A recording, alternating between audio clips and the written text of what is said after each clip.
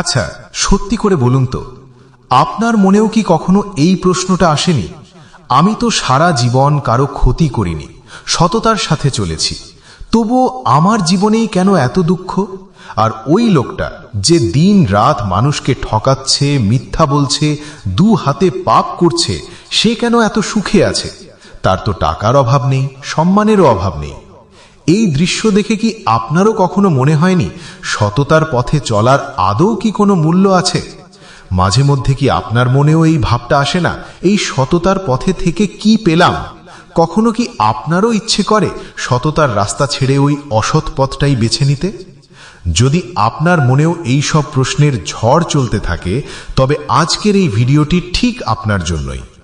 আজ বৃন্দাবনের পরম পূজনীয় সন্ত প্রেমানন্দ মহারাজজি আমাদের সেই গোপন রহস্যটি বুঝিয়ে দেবেন, যা জানার পর আপনি আর কখনো অন্যের ওই চকচকে সুখ দেখে ঈর্ষা করবেন না বা নিজের দুঃখ নিয়েও আফসোস করবেন না। পাপীদের এই চকচকে সুখ আসলে কিসের ভয়ঙ্কর সংকেত তা কি আপনি জানেন? আসুন আজ মহারাজজির শ্রীমুখ থেকে জীবনের এই কঠিন কিন্তু মুক্তিদায়ক সত্যটা জেনে নিই। আর হ্যাঁ, যাওয়ার আগে একবার রাধা নাম লিখে যাবেন। আপনারা দেখছেন বাংলা ভক্তিমূলক চ্যানেল কৃষ্ণ দর্শন। আমাদের পরিবেশনা যদি আপনার ভালো লাগে তবে একটি লাইক দিয়ে এবং সাবস্ক্রাইব ও শেয়ার করে আমাদের পাশে থাকবেন। মহারাজজি, এই পৃথিবীতে আমরা প্রায়শই দেখি যে যারা প্রতারণা বা মিথ্যার পথে চলে তারা বাইরে থেকে বেশি সুখী, সফল এবং সম্মানিত বলে মনে হয়। অথচ যারা সত্য, সততা এবং ধর্মের পথে চলে তাদের জীবনে অনেক বেশি লড়াই করতে হয়। কেন? দেখো, যাকে মৃত্যুদণ্ড দেওয়া হয় তার শেষ ইচ্ছা পূরণ করা হয় কি না? এদেরও এখন শেষ ইচ্ছা পূরণ হচ্ছে।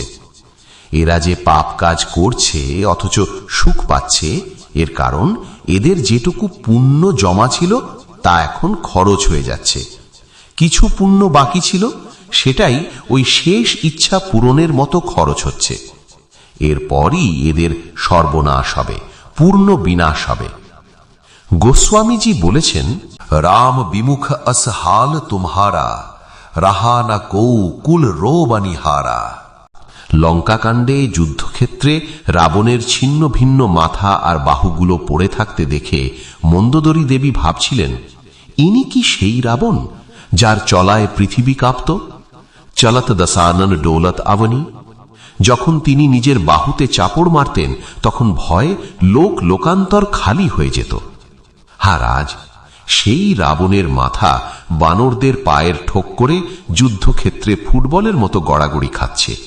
তাই বলা হয়েছে, রাম বিমুখ অস হাল তুমহারা, রাহা না কৌ কুল রো বানিহারা। তোমার শেষ ইচ্ছা পূরণ করা হচ্ছে মাত্র। যেমন মৃত্যুদণ্ড প্রাপ্ত আসামিকে জিজ্ঞেস করা হয়, তোমার শেষ ইচ্ছা কি? সে বলে, আমাকে এটা খাইয়ে দাও, ওটা দেখিয়ে দাও। এখন তাকে সেগুলো খাওয়ানো হচ্ছে দেখে তোমরা ভেবো না যে সে খুব সুখে আছে। সে তো এখন ফাঁসির দড়ি পড়ার অপেক্ষায় আছে, তার বিনাশ আসন্ন। যদি প্রদীপের মতো জ্বলো, অর্থাৎ ধর্ম মেনে চলো, তবে তোমার বংশ পরম্পরা বা কুল টিকবে। আর যদি হ্যালোজেনের মতো জ্বলো, তবে খুব আলো দিয়ে ধপ করে ফিউজ হয়ে যাবে। অধর্মকারীরা হ্যালোজেনের মতো আচমকা খুব আলোকিত হয় ঠিকই, কিন্তু দ্রুত ফিউজ হয়ে যায়, কারণ তাদের সুকৃতি নষ্ট হয়ে যায়। তাই এটা দেখো না যে সে পাপ আচরণ করেও উন্নতি করছে। এটা বুঝে নাও ওটা উন্নতি নয়, সে বিনাশের দিকে এগিয়ে যাচ্ছে। আর ধর্মে থেকেও যে মানুষ দুঃখ পাচ্ছে, ওটা দুঃখ নয়, তার পাপগুলো নষ্ট হচ্ছে। এরপরে সে মহা সুখ লাভ করবে। যেমন দুর্যোধন খুব ফুলে ফেপে উঠেছিল। হস্তিনাপুরের সিংহাসনের লোভে পাণ্ডবদের সাথে কি দুর্ব্যবহারটাই না করেছিল, কিন্তু তার পরিণাম কি হল? শেষমেশ হস্তিনাপুরের চক্রবর্তী সম্রাট হলেন মহারাজ যুধিষ্ঠির। আর দুর্যোধনের একটি ভাইও জীবিত রইল না, সব মারা গেল। অধর্মাচরণের পরিণাম বিনাশ। আর ধর্মাচরণকারী সাময়িক দুঃখ ভোগ করলেও পরিণামে বিজয় প্রাপ্ত হয়, সুখ প্রাপ্ত হয়। এই কথাটা মাথায় গেঁথে নেওয়া উচিত। অধর্মকারীদের উন্নতি দেখে কখনো অধর্ম করতে যেও না। ভেবো না ওরা খুব সুখে আছে। ওরা সুখী নয়, ওরা প্রচণ্ড অশান্তি, চিন্তা, ভয় এবং শোকে গ্রস্ত। পরিণামে ওদের পতন হবেই। ওদের জীবনে বিপদ আর দুঃখের এমন তাণ্ডব নাচবে যে ওরা ধ্বংস হয়ে যাবে। মহারাজজি, আপনি তো সবার হৃদয়ের অবস্থা জানেন। এই সমস্ত লোকেদের হৃদয়ের অবস্থা কেমন হয়? ভীষণ ভয়াবহ, ভীষণ নোংরা। বাইরে থেকে ওরা মুখোশধারীর মতো হাসতে থাকে, দাঁত বের করে হাসে, কিন্তু ভেতরে ওরা জ্বলছে।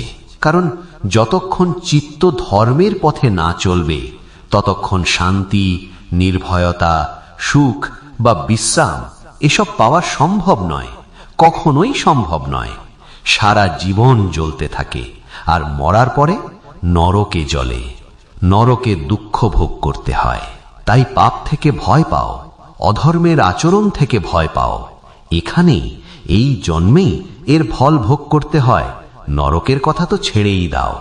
অবশ্যমেব ভোগব্যম কৃতম কর্ম শুভাশুভম। যে শুভ বা অশুভ কর্ম করা হয় তার ফল ভোগ করতেই হবে। তাই পাপ আচরণে ভয় পাও।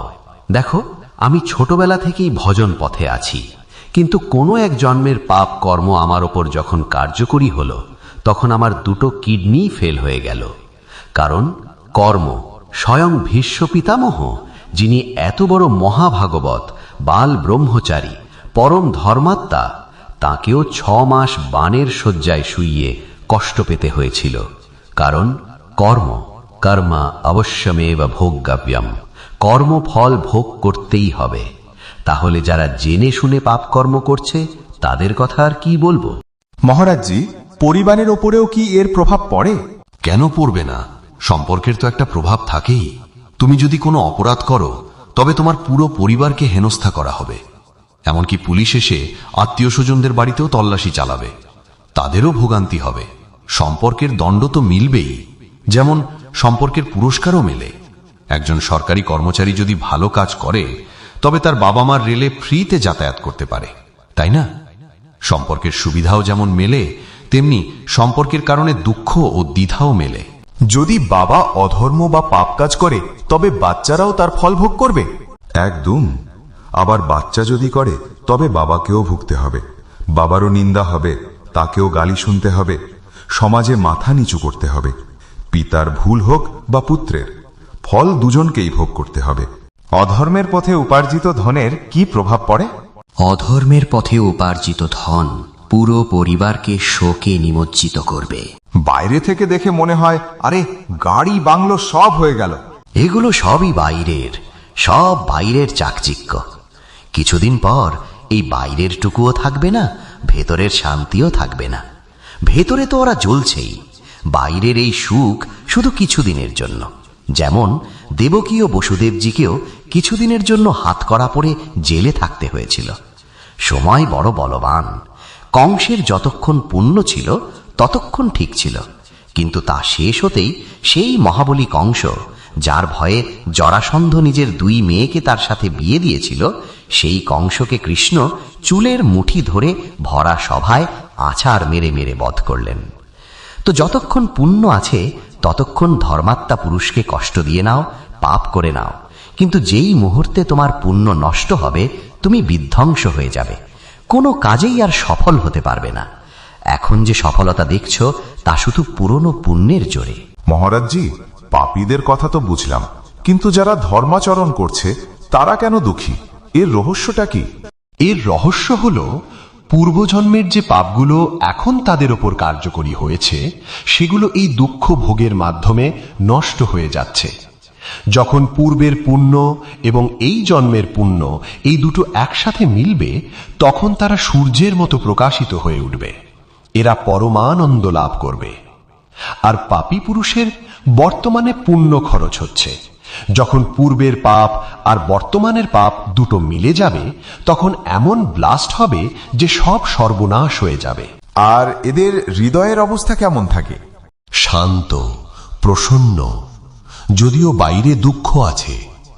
দেখুন, পাণ্ডবরা 12 বছর বনবাস আর 1 বছর অজ্ঞাতবাস পেলেন ঠিকই, কিন্তু সাথে কি পেলেন? ব্রহ্ম ঋষিদের সঙ্গ। এটা তাদের সৌভাগ্য যে বড় বড় ঋষিমুনিরা তাদের ভগবানের কথা শোনাতেন। 12টা বছর যে কিভাবে কেটে গেল তারা বুঝতেই পারলেন না।